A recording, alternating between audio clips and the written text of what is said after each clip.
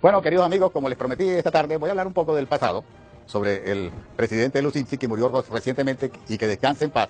Y en la tercera parte, del futuro, de Colombia, de Santos y de Zuluaga. Comenzaremos con Lucinchi. Algunos de ustedes se preguntarán, bueno, ¿y qué importancia tiene Lucinchi? Lucinchi es un presidente que ya pasó, ya no tiene ninguna relevancia para el presente. Yo creo que sí tiene relevancia porque él dio un ejemplo que los venezolanos debemos seguir. Lucinchi fue un presidente que fue criticado por muchas cosas. Se le acusó, yo no sé, de tantas cosas. Una de las cosas graves era haberse enamorado de la secretaria. Yo sé que eso no es correcto, yo sé que, pero esas cosas ocurren entre los seres humanos. Yo no conocía al presidente Lucinchi y menos a la señora Blanca Ibáñez. Realmente ni siquiera durante el tiempo que Lucinchi fue presidente yo conocí a la señora Blanca Ibáñez. El asunto de Lucinchi, el tema de relevancia en el caso que me trae hoy, es la actitud, el talante, la posición que Lucinchi tomó para enfrentar la violación de la soberanía venezolana que hizo Colombia, que hizo el presidente Barco, por recomendación de su canciller, Julio Londoño. Cuando eso ocurrió, nos agarró de sorpresa relativamente, porque antes, por puras circunstancias, había ocurrido algo que les quiero contar y es el objeto de esta historia. Cuando yo ascendí a general de brigada, conocí al presidente Lucinchi cuando me impuso las insignias del mando, las insignias de general. Apenas tuve tiempo de decirle gracias, señor presidente, y esa fue toda mi conversación con él.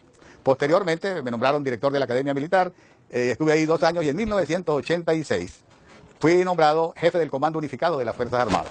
El comando Unificado, llamado CUFAN en esa época, era el equivalente del hoy en día CEO, Comando Estratégico Operacional, que dirige el general Vladimir Padrino. A Vladimir Padrino yo lo conocí siendo cadete cuando yo era director de la academia. Después fue que supimos que Vladimir se llama Vladimir porque en honor a Vladimir Ilich Lenin. Los padres, los progenitores de Vladimir Padrino tenían algunas simpatías comunistas, por lo visto. Pero bueno, eso quedó atrás. Yo no sé si Vladimir Padrino tiene o no tiene y ese tipo de inclinaciones políticas, pero ese no es el punto en este momento. Yo lo que les quiero hablar es qué pasó con Lucinchi y qué pasó con la fragata, con la corbeta Caldas. Realmente cuando a mí me nombran para ese cargo fue en 1986 y en ese momento yo me di cuenta que el presidente Barcos y especialmente el canciller Londoño estaban hablando muy fuertemente en relación con el tema del diferendo de Venezuela y decían que había que buscar una solución o si no tendrían que tomar medidas unilaterales. Esto me preocupó a mí y por eso cuando llegué al Comando Unificado donde se elaboran los planes de guerra de un país, y no se asusten, planes de guerra no quiere decir que vamos a la guerra, son cosas que se hacen en previsión de cosas en el futuro. En el caso de Colombia, Venezuela tiene planes de guerra con Colombia y Colombia tiene planes de guerra con Venezuela. Es una cosa normal en el ambiente militar y en el ambiente estratégico y cada país tiene el equivalente con los vecinos. Eso no es nada raro ni debe sorprenderlos a ustedes. Pero entonces, ¿qué pasa? Se elaboraron los planes, se revisaron los planes de guerra, se ajustaron y se hizo un juego de guerra con los estados mayores de las Fuerzas Armadas. Y el juego de guerra resultó interesante, pero era evidente que se necesitaba aprobar el plan en una maniobra. Esos planes nacionales se prueban en unas maniobras que se llaman maniobra Libertador.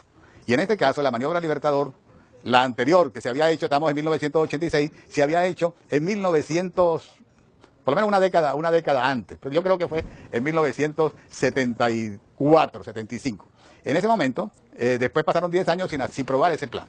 Pedí al Ministerio de la Defensa que autorizaran la ejecución del plan y me informaron que no había dinero para cubrir esos gastos. Por eso pedí permiso para hablar con el presidente Lucinchi. Fui a hablar con él y les puse que era peligrosa la posición de Colombia y la forma como estaban hablando sus líderes y que había que prepararse. Y entonces me dijo, pero no hay dinero, general. Yo le dije, mire, presidente, está en juego la seguridad del país y la seguridad del país no tiene precio. Entonces él, ante esa posición, me dijo, bueno, general, ¿y cuánto cree usted que cuestan esas maniobras? Yo había hecho un estimado y le dije, presidente, yo creo que vale tanto. Cuando yo le dije eso, él sacó sus cuentas mentales y me dijo, bueno, general, cuente, vamos a hacer las maniobras, le voy a dar la orden al Ministerio de Hacienda, para que aparte los recursos para esa maniobra. Vamos a hacer la maniobra Libertador de 1986. Y así se hizo. La maniobra fue exitosa. El comandante de esa maniobra, porque era una maniobra nacional con todas las Fuerzas Armadas empeñadas, más de 100.000 hombres, estuvo a cargo de un general de división de entonces, que era el general Simón Tagliaferro de Lima, que era el jefe del Comando Estratégico del Ejército de entonces, que no tiene nada que ver con este Comando Estratégico Operacional de hoy en día. Era una división del Ejército, la división de Caracas. Y me nombraron a mí como jefe de Estado Mayor de las maniobras.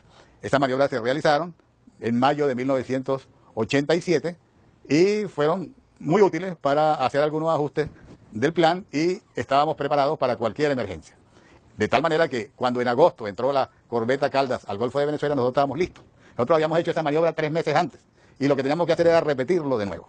Cuando entró la corbeta Caldas, de una vez el presidente Lucinchi ordenó la movilización y nosotros estábamos preparados y fue todo un éxito. Realmente agarramos a los vecinos, a nuestros amigos colombianos de sorpresa, porque ellos trataron de presionarnos y se vieron ante una situación ante la cual tuvieron que recular y retirar sus unidades del Golfo. Esa es la lección que nos dio Lucinchi y por eso yo lo quiero enaltecer hoy en este programa. Estimados televidentes, hemos hablado del pasado con Lucinchi y ahora queremos echar una mirada al futuro y pensar un poco en términos estratégicos.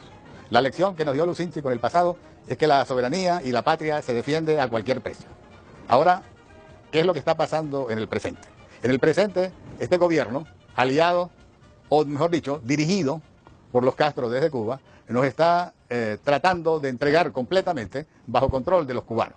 Falta muy poco para que se acepte realmente la hegemonía, oficialmente, la hegemonía cubana sobre Venezuela, porque de hecho ya existe. Todavía decimos que tenemos un presidente venezolano que no nos ha mostrado ni siquiera su partida de nacimiento.